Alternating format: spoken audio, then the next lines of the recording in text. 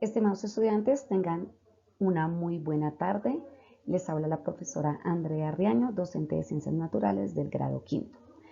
En la cartilla vamos a trabajar niveles de organización de los seres vivos. Recordemos que la materia se organiza en diferentes niveles de complejidad creciente denominados niveles de organización. Cada nivel proporciona a la materia propiedades que no se encuentran en los niveles inferiores. Los sistemas vivos tienen bases químicas, pero la cualidad de vida por sí misma surge a nivel celular.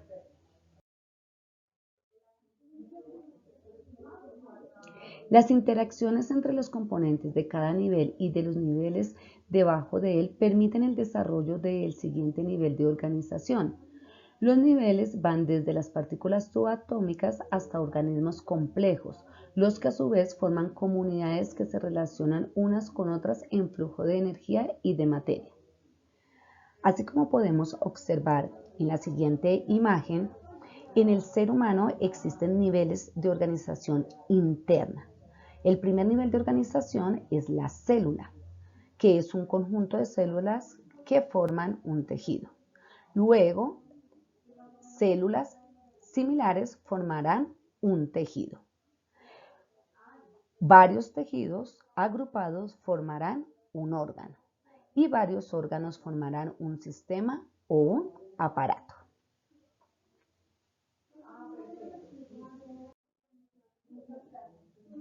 Por ejemplo, en la organización interna, si tomamos como ejemplo el sistema muscular, comenzaremos con lo más pequeño que sería la célula muscular. Luego, varias células musculares formarán el tejido muscular. Varios tejidos musculares formarán el músculo y los músculos forman lo que conocemos como el sistema muscular del cuerpo humano.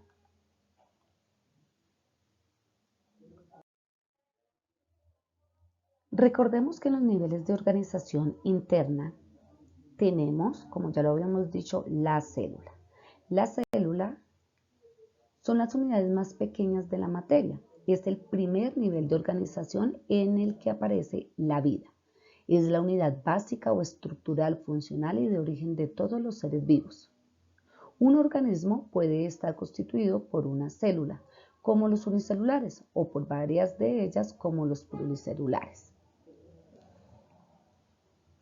Los tejidos, recordemos que es el conjunto de células especializadas que desempeñan una determinada función.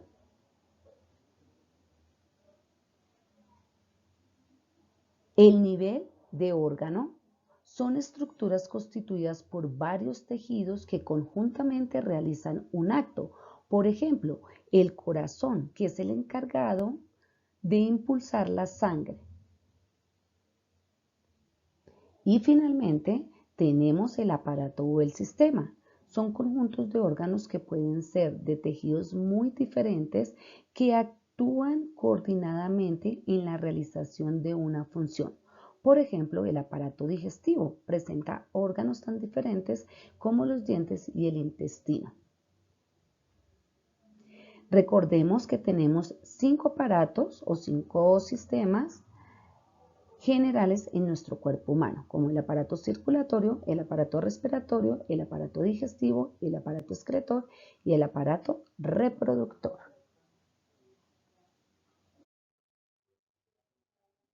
Observemos a continuación la siguiente imagen. En la siguiente imagen tenemos que colocar los niveles de organización interna de los seres vivos. Entonces recordemos que en el primero, que son las subpartículas, las partículas que no podemos ver a simple vista, sino que necesitamos pues de un aparato más especializado, irá acá en el primer nivel de organización, que será el átomo. ¿Listo? En el segundo nivel, ¿cierto?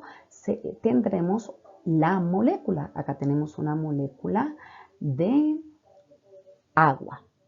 Luego, después de varias moléculas, formarán lo que conocemos en términos generales como el primer nivel de organización interno de los seres vivos, que es la célula. Luego, varias células similares, ¿cierto?, formarán lo que conocemos como los tejidos. Los tejidos, ¿cierto?, formarán lo que conocemos como los órganos. y diferentes órganos formarán lo que conocemos como los sistemas. Y varios sistemas formarán el individuo. Bueno, ahora nos vamos a centrar en la célula. Recuerden que se conoce como célula la unidad estructural y funcional de todos los organismos. La célula constituye la forma más pequeña y simple de organización biológica, es decir, la estructura ordenada y viviente más pequeña que se conoce. Todas ellas son capaces de llevar a cabo las funciones de nutrición, relación y reproducción. Se dice que la célula es la unidad estructural de los seres vivos, porque todos los organismos están constituidos por células. Algunos organismos están formados por una única célula y se les denomina organismos unicelulares, mientras que otros llamamos organismos pluricelulares, están formados por una gran cantidad de células diferentes.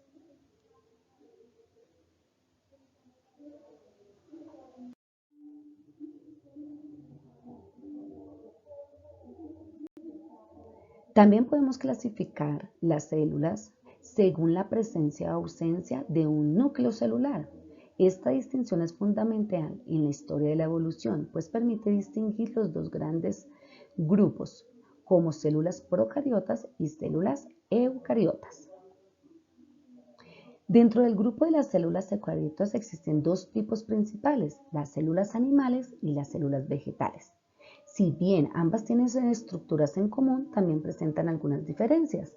Las células vegetales poseen una pared celular rígida, compuesta principalmente por celulosa. Esta estructura le da forma a la célula y le otorga sostén a la planta. Además, las células vegetales poseen una gran vacuola que almacena agua y nutrientes.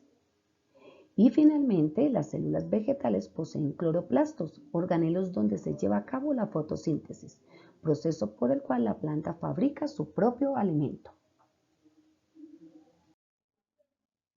Ahora vamos a ver las partes de la célula animal, las principales partes. Entonces, esta parte que tenemos aquí, que parece como si estuviéramos haciendo un perro caliente, ¿cierto? Se llama la mitocondria, ¿cierto? Recordemos que la mitocondria es muy importante en la célula porque es de la que produce toda la energía. ¿Listo?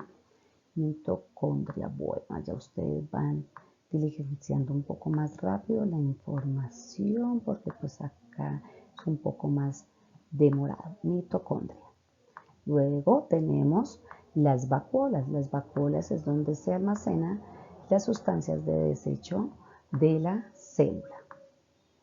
Luego tenemos todo lo que es el núcleo, ¿cierto? Tenemos el núcleo, tenemos la membrana nuclear y tenemos el nucleolo.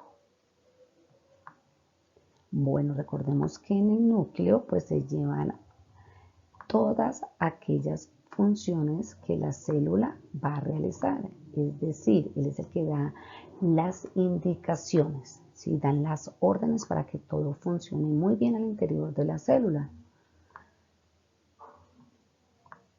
En el nucleolo, pues recuerden que tenemos toda la información genética de nosotros, como los cromosomas. Membrana nuclear, ¿cierto? Listo, entonces ahí para que se acuerde. Bueno, acá tenemos el citoplasma, entonces recuerden que una de las funciones del citoplasma pues es albergar todas las partes de la célula o conocidas también como organelos, ¿vale? Este es como una parte gelatinosa, como cuando hacemos gelatina y de pronto le vamos a agregar uvas pasas.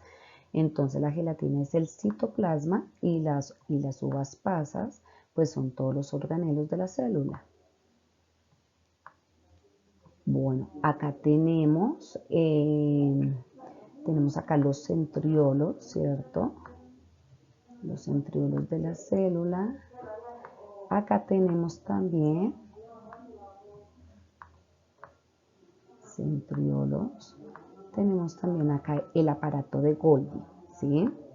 El aparato Ahí les voy a resumir un poquito. Aparato de Golgi. ¿Listo? Bueno, ahí ustedes terminan de escribir el nombre. En el aparato de Golgi, pues también se almacenan líquidos, se almacenan sustancias que benefician a las células. Mientras que aquí arriba, sí, acá, mira, esta parte verde que vemos acá, es el retículo endoplasmático. Nosotros tenemos dos tipos de retículos endoplasmáticos, retículo endoplasmático liso y retículo endoplasmático rugoso. En el rugoso es muy importante porque allí se fabrican las proteínas de nuestro cuerpo. Y entonces, para que lo tengan claro, que existen dos tipos de retículo endoplasmático. ¿Listo? Ahí les voy a colocar endo, ya después ustedes se acuerdan que es endoplasmático, y entonces que existen dos. Uno liso, ¿cierto? Como lo vemos ahí, y otro rugoso. Y en el rugoso lo importante de recordar es que se fabrican las proteínas. Rugoso. Rugoso. ¿Listo? Muy bien. También tenemos aquí la membrana celular, que es la que envuelve la célula. La que envuelve la célula, la protege, también sirve de selección de lo que entra y sale. La membrana celular. Y tenemos acá los lisosomas. ¿Listo? Los lisosomas. Bueno, muy bien, entonces, ahí para que tomen nota de las principales partes de la célula animal y algunas de las funciones. Bueno, ahora vamos a ver las partes de la célula vegetal. Entonces recordemos que las partes de la célula pues comparten muchas partes iguales como el citoplasma, como la membrana, como el nucleolo, los retículos, la mitocondria, el citoplasma. Todas estas partes son iguales, que no las vamos a colocar acá nuevamente. Solo vamos a colocar las partes que son diferentes, ¿listo? Entonces, una de ellas, de las partes diferentes, ¿cierto? Es la pared celular. ¿Listo? La pared celular es la que le da sostén a los vegetales, a las plantas, por eso crecen hacia arriba y no se caen, ¿cierto? La pared celular. Recuerden que este tipo de célula es típica de las plantas. Nosotros los humanos, ¿cierto? Y los animales, pues no tenemos células vegetales. Sino tenemos células animales, que fue las que vimos anteriormente, esa pared celular, entonces es súper importante. Otra parte que tiene la célula vegetal y no la animal son estas partecitas verdes, ¿cierto? Que se llaman cloroplastos. Los cloroplastos son los que permiten hacer la fotosíntesis, súper importante en las plantas, y le dan el color verde a la planta, ¿cierto? Los cloroplastos,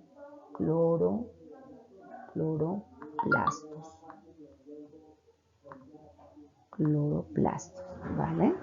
Entonces, para que ustedes sepan, los cloroplastos, muy bien.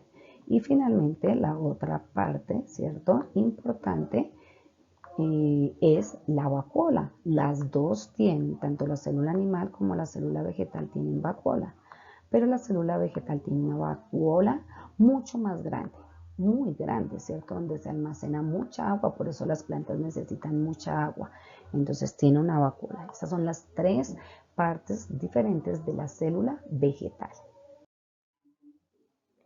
Bueno, entonces a continuación vamos a mirar la clasificación de las células. Recordemos que hay diferentes características que nos permiten clasificar las células.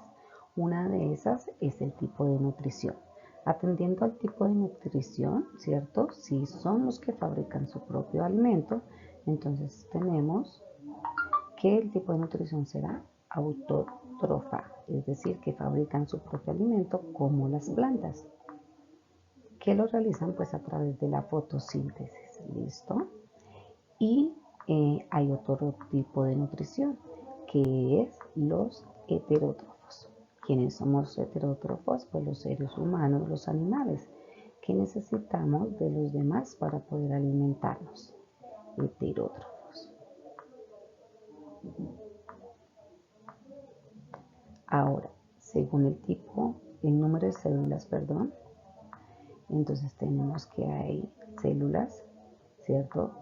Una sola célula, según el número de células, si tenemos solo una célula, entonces tenemos los unicelulares, ¿cierto? Que son los organismos pues menos complejos. Unicelulares. Bueno, a ustedes les rinde más completar su mapita, que es un poco más complicado. Y si tienen muchas células, entonces hablamos de los pluricelulares, como los animales, como el ser humano, ¿cierto? Somos pluricelulares. ¿Vale? Ahí terminan de completar la palabrita pluricelulares. También dependiendo del tipo de célula, entonces dependiendo del tipo de célula, tenemos las células eucariotas, ¿cierto? Que son las de los organismos pues más desarrollados, eucariotas, que son aquellas que tienen un núcleo definido, todas sus partes, eucariotas. Bueno, allá ustedes terminan ahí de escribir eucariotas, que esas están divididas en la célula animal, en las células animales, como lo vimos anteriormente, y en las células vegetales, ¿cierto? Entonces animal y vegetal, ¿vale? Entonces allá van escribiendo en su esquema de su cartilla vegetal. Y el otro tipo de células que tenemos pues son las células procariotas, que como su nombre lo indica, son aquellas que no tienen un núcleo definido, como las bacterias, ¿cierto? Las cianobacterias, entonces ellas pertenecen al grupo de las procariotas, que no tienen un núcleo definido, ¿cierto? Procariotas. Listo, muy bien, entonces ahí está la información para que puedan completar su esquema. Bueno, ahora vamos a seguir con nuestro segundo nivel de organización interno de los seres vivos, que son los tejidos. Ya vimos el primero, que eran las células. Ya vimos qué es una célula, las partes de la célula, cómo se clasifican las células, las funciones de los organelos. Ahora vamos a mirar los tejidos. Son capas de células similares que cumplen con una función específica. Los diferentes tipos de tejidos se agrupan para formar órganos. Existen 4 tipos básicos de tejidos. ¿Listo? El tejido conectivo, el tejido epitelial, el tejido muscular y el tejido nervioso. Vamos a mirar, dentro de los tejidos animales, estos se pueden clasificar en epitelial, conectivo, muscular y nervioso. Los tejidos epitelial, ¿cierto?, proporcionan cobertura para las capas superficiales y más profundas del cuerpo. Entre estos tenemos pues el de revestimiento, el glandular y el sensorial. Entre los tejidos conectivos, entonces, estos son aquellos que sostienen los otros tejidos y los unen. Estos incluyen el tejido óseo, cartilaginoso, denso, adiposo, sanguíneo. Después tenemos los tejidos musculares, que en este pues tenemos 3 tipos. Los estriados, como los que mueven el esqueleto, llamados también músculos voluntarios. Luego tenemos los músculos lisos, también llamados músculos involuntarios, como los contenidos en el estómago y otros órganos internos. Y tenemos el cardíaco o miocardio, que conforma la mayor parte de la pared del corazón. También es un músculo involuntario. Involuntario quiere decir que se mueve él solito, ¿cierto? No necesita darle a uno la orden, como de pronto mover la pierna, que uno da la orden para que se mueva, sino que pues ellos lo realizan de forma involuntaria. Y finalmente pues tenemos el tejido nervioso, que está compuesto de células nerviosas, específicamente la neurona, ¿cierto? Y se utilizan para transportar mensajes hacia y desde diferentes partes del cuerpo. Ahora vamos a mirar los tejidos vegetales, que como su nombre lo indica, pues serán el de las plantas. Estos tejidos los protegen de la desecación, les permiten absorber agua y minerales del suelo y los defienden de agresiones mecánicas.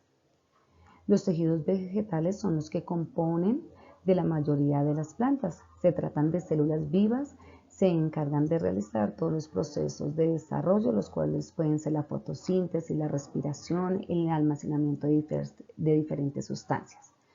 Entre los tejidos vegetales, entonces, tenemos los meristemáticos, tenemos los permanentes. Dentro de los permanentes, entonces, tenemos los fundamentales, los protectores y los conductores. Dentro de los fundamentales tenemos lo que es el parénquima, el colénquima y el esclerénquima. Y dentro de los conductores, pues tenemos el xilema y el floema. Bueno, ahora vamos a continuar con los órganos y los sistemas o aparatos del cuerpo humano. Recordemos que los órganos están conformados por tejidos de la misma clase. El cuerpo humano es quizás la estructura más compleja del universo conocido, y aunque parezca exagerado decirlo así, es verdad. Células especializadas que forman tejidos, que forman órganos, que forman los sistemas y aparatos que forman nuestro cuerpo. Es importante tener claro en cualquier caso que los conceptos de sistemas o aparatos no son exactos y existen diferentes definiciones de qué es y qué órganos incluyen cada uno. Para facilitar el estudio de la anatomía humana se pueden utilizar estos términos de forma distinta. Vamos a mirar algunos órganos de nuestro cuerpo, ¿cierto? Como es el hígado. El hígado es parte del sistema excretor, los cuales ayudan en las funciones de todo nuestro organismo, tal como es el caso de la síntesis de las proteínas. Se encargan también de la modificación en la composición de grasas, procesan las proteínas y carbohidratos. La principal función del hígado es la depuración. Miremos ahora los pulmones. Gracias a los pulmones, la sangre recibe oxígeno desde el aire que respiramos y a su vez la sangre se desprende del dióxido de carbono con la expiración. Miremos el estómago, que es otro órgano. El estómago se encarga de almacenar los alimentos y descomponerlos en partículas más pequeñas para absorber posteriormente sus nutrientes.